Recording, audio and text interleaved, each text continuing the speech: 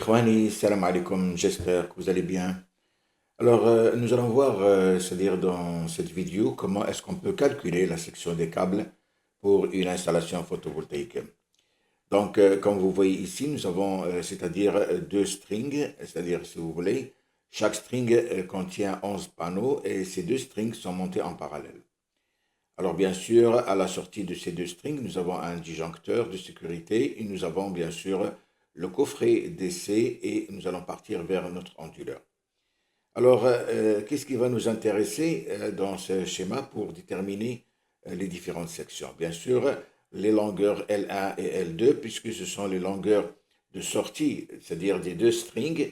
Donc, nous avons la longueur L1 et la longueur L2 qui sont reliées, d'accord, à ce point ici. Et nous allons sortir également avec une longueur L3, L4 pour aller nous brancher sur notre onduleur. Alors, le calcul de la section, bien sûr, va être utilisé en fonction de cette formule. C'est-à-dire que la section, elle est égale à ρ fois 2L fois l'intensité sur la chute de tension et multipliée par la tension de la string. Nous allons prendre les données suivantes. Nous avons, c'est-à-dire ρ, on va prendre 0,02334 ohms mm carré par mètre. La longueur L1, c'est-à-dire de la string numéro 1, est égale à 30 mètres, c'est-à-dire que cette longueur de la sortie ici jusque-là, elle est égale à 30 mètres. La longueur L2 de la deuxième string, elle est égale à 35 mètres. La longueur L3, c'est-à-dire toute cette longueur-là, L3, elle est égale à 50 mètres. Et la longueur L4, c'est-à-dire depuis le coffret jusqu'au onduleur, elle est égale à 1 mètre. Nous allons prendre une chute de tension égale à 0,03. Alors, à titre d'information, normalement, pour les installations photovoltaïques, il est souhaitable d'avoir des chutes de tension aux environs de 1%. Alors, la tension UMPP du panneau, elle est égale à 30,3 volts. Le courant de court-circuit, il est égal à 8,14 ampères. Et le courant IMP est égal à 7,6 ampères. Donc, si vous voulez, les premières données de notre installation, ce sont ces données-là. Et avec ces données, nous allons, c'est-à-dire calculer la section des câbles. Alors, je reprends un peu ce que j'ai dit tout à l'heure, c'est-à-dire que nous avons deux strings de 11 panneaux montés en parallèle. Alors, les caractéristiques, la string numéro 1 et numéro 2, ils ont, c'est-à-dire une tension UMPPT de 30,1 que je vais multiplier par 11, puisque quand je mets c'est-à-dire les panneaux en parallèle, en série, la tension va s'ajouter et le courant reste constant. Donc, je vais me retrouver avec une tension totale de 333,3 volts. Une intensité de la string, donc elle ne va pas changer, donc c'est 7,6 ampères. La longueur L1, elle est égale à 30 mètres, la longueur L2 est égale à 35 mètres.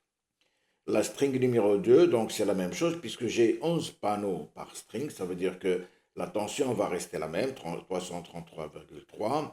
L'intensité va être doublée. Pourquoi? Parce que nous avons mis les strings en parallèle. Donc, quand je mets les strings en parallèle, automatiquement, je garde la tension constante, mais je vais augmenter le courant. Donc, je vais avoir 7,6 multiplié par 2, c'est-à-dire 15,2 ampères. Et bien sûr, je vais sortir avec une longueur de 50 mètres plus 1 mètre.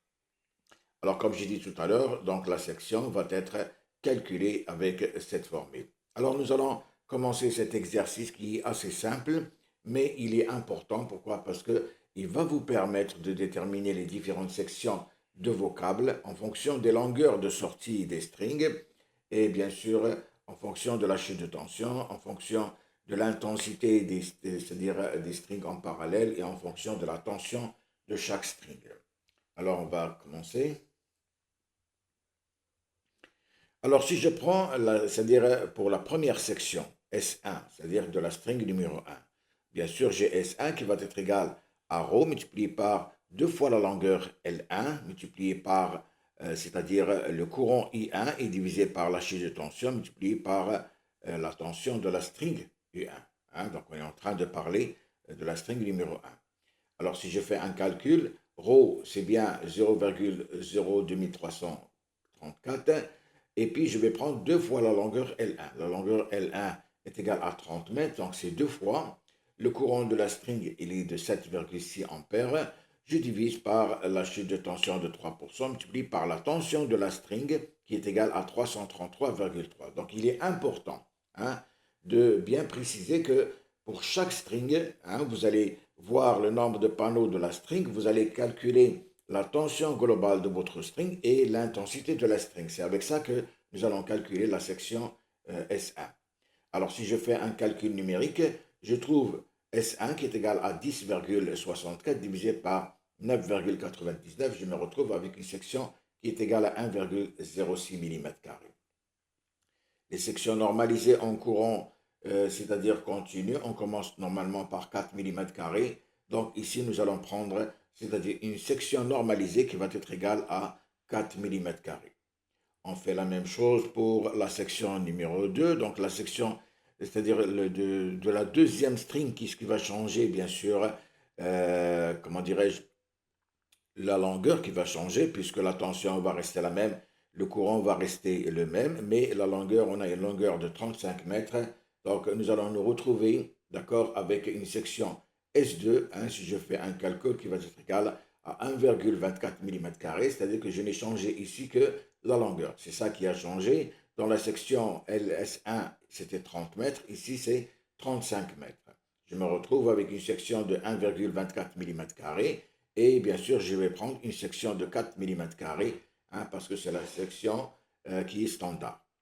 Alors, je vais faire maintenant les deux strings en parallèle, hein, et je vais sortir avec une longueur, une nouvelle longueur, c'est-à-dire L3 plus L4, hein, c'est ça, à la sortie de c'est-à-dire des deux strings en parallèle. Je me retrouve avec la longueur L3 plus la longueur L4. Bien sûr, le courant, il va changer puisque je vais devoir ajouter les courants de la string numéro 1 plus la string numéro 2. La tension va rester la même, hein. Donc, je vais me retrouver ici avec 0,02334, donc deux fois L1 plus L2, c'est-à-dire 50 mètres plus 1 mètre, ça fait 51 mètres. Je multiplie par le courant, c'est-à-dire le 7,6 multiplié par 2, qui me donne 15,2, et je divise par la chute de tension multipliée par la tension globale de ma string.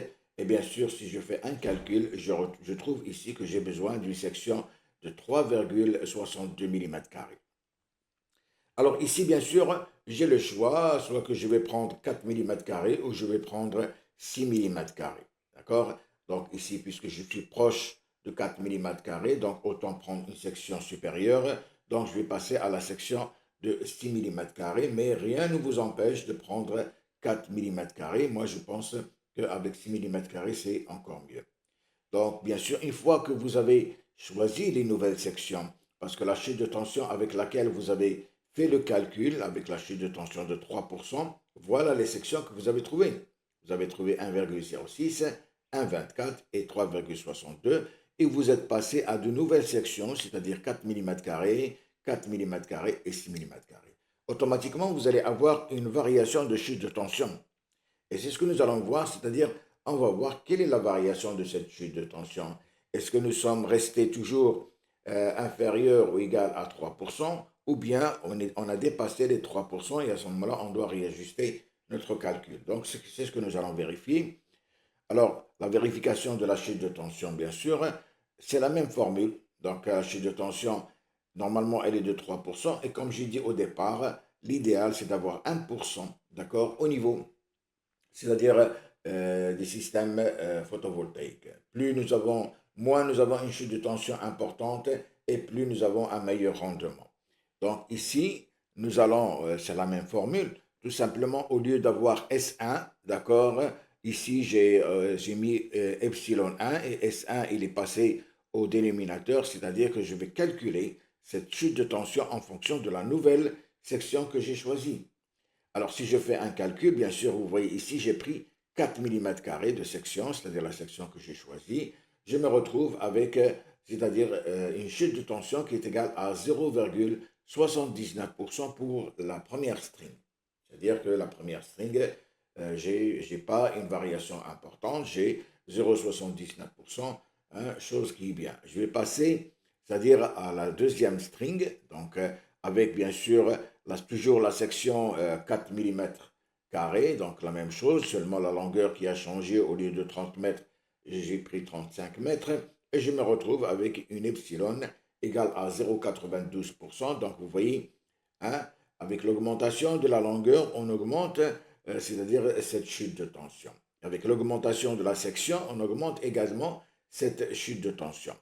Alors on va voir au niveau, c'est-à-dire la mise en parallèle et la sortie, d'accord, des strings, c'est-à-dire au niveau des strings parallèles, on est sorti. Donc on va voir, c'est-à-dire cette chute de tension va être égale à combien. Donc je fais le calcul. Automatiquement, je prends l'ampérage qui est de 15,2 puisque, comment dirais-je, les strings en parallèle, donc c'est la somme des courants. Donc ici, j'ai pris bien sûr la longueur L1 et L2 qui fait 51 mètres que j'ai multiplié par 2, donc ça fait 102 mètres. Et j'ai pris la nouvelle section. Vous voyez, j'ai pris 6 mm carrés. D'accord? Avec la tension qui est restée constante. Et je me retrouve avec une chute de tension qui est égale à 1,8%. Hein? Donc ça, c'est la chute de tension, bien sûr, de, comment dirais-je, de mes deux strings, c'est-à-dire mis en parallèle à la sortie, je me retrouve avec 1,8%. Alors, bien sûr, je dois, c'est-à-dire au niveau des deux strings qui sont ici, la première string en série, la deuxième string en série qui a changé ici, c'est uniquement la longueur qui a changé. Donc, je vais prendre tout simplement la longueur, pardon, la chute de tension maxi au niveau des deux premières strings que je vais ajouter, d'accord, à la chute de tension à la sortie des strings. Et je vais voir, d'accord, quelle est, hein, donc, quelle est la chute de tension globale. Donc, je vais faire une vérification. Donc, c'est-à-dire que epsilon total va être égal à la chute de tension au niveau de, c'est-à-dire de la string numéro 2 et au niveau de la sortie, c'est-à-dire des deux strings en parallèle. Et je vais trouver que j'ai tout simplement une chute de tension globale qui est égale à 2,72%. Je reste toujours inférieur à 3%. Donc, ça veut dire que je réponds, je suis conforme au guide du LTE, c'est-à-dire qui C15712. Ça, c'est le guide, d'accord, qui précise la chute de tension normalisée pour les câbles. Et ici, bien sûr, on met 3% quand on va alimenter, c'est-à-dire un appareillage domestique simple, et on met 5%, nous avons par exemple des moteurs à faire tourner. Et bien sûr, on ne va pas se limiter à cette vérification, on doit également, hein, c'est-à-dire vérifier le courant IZ, c'est-à-dire le courant admissible, hein, dans les câbles. Et le courant admissible dans les câbles, je vous montre ici un tableau, d'accord? Vous avez les différentes sections de câbles qui va jusqu'à 240 mm². Vous avez par exemple le type, comment le câble il est monté. Est-ce que vous avez un seul câble à l'air libre, vous avez un seul câble par exemple sur une paroi, ou bien vous avez deux câbles adjacents sur paroi. Donc nous allons prendre le cas de deux câbles adjacents sur paroi. Et nous allons voir ce courant admissible, d'accord, en fonction, d'accord, de la section de mon câble en millimètres carrés. Et bien sûr, on va tenir compte, hein, pendant, c'est-à-dire la définition de ce courant, on va tenir compte de la température ambiante, c'est-à-dire que nous avons un coefficient K. Ce coefficient K qui dépend de la, c'est-à-dire c'est un facteur de correction du courant admissible et qui dépend de la température. Donc vous voyez ici pour une température de 60 degrés, hein, c'est la température extérieure ambiante en dessous de laquelle les câbles vont être positionnés. Ce n'est pas la température extérieure totale, mais en dessous du champ photovoltaïque. Donc vous allez avoir une température qui est quand même importante. Donc si vous êtes à 60 degrés, c'est 1,08. Pardon, et plus vous montez en température, plus bien sûr, et plus vous allez chuter sur ce coefficient, hein, de correction c'est-à-dire de IZ. Donc, facteur de correction IZ en fonction de la température. Alors, ces valeurs, bien sûr, que je vous ai montré ici sur ce tableau, ils ont été prises, d'accord, pour une température ambiante de 70 degrés. Hein, toutes ces valeurs ont été prises pour une température de 70 degrés. Donc, nous allons faire une vérification, d'accord, du courant IZ. Alors, si vous remarquez ici, vous avez c'est-à-dire la section qu'on a trouvée de 4 mm², nous allons avoir un courant de 40 ampères. Ça, c'est le courant admis, c'est-à-dire IZ admissible. Pour la section de 6 mm², nous avons, c'est-à-dire 52 ampères. Donc, nous allons faire la vérification, bien sûr, avec ces deux courants admissibles et on va voir est-ce qu'on est c'est-à-dire dans la marge ou bien nous sommes à l'extérieur de ces courants.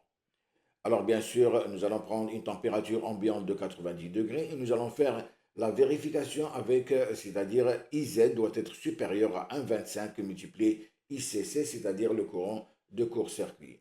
Alors si je prends pour la section S1 et S2 qui ont une section de 4 mm², le courant IZ, bien sûr avec l'intensité de 40 ampères que je vous ai montré tout à l'heure, et puis IZ, c'est-à-dire sur 90 degrés, j'ai le coefficient K qui est égal à 0,82 sur le tableau de tout à l'heure. Vous allez vérifier, pour une température de 90 degrés, vous allez trouver, c'est-à-dire IZ égale à 0,82. Je vais multiplier par 40 ampères et je me retrouve avec 33 ampères.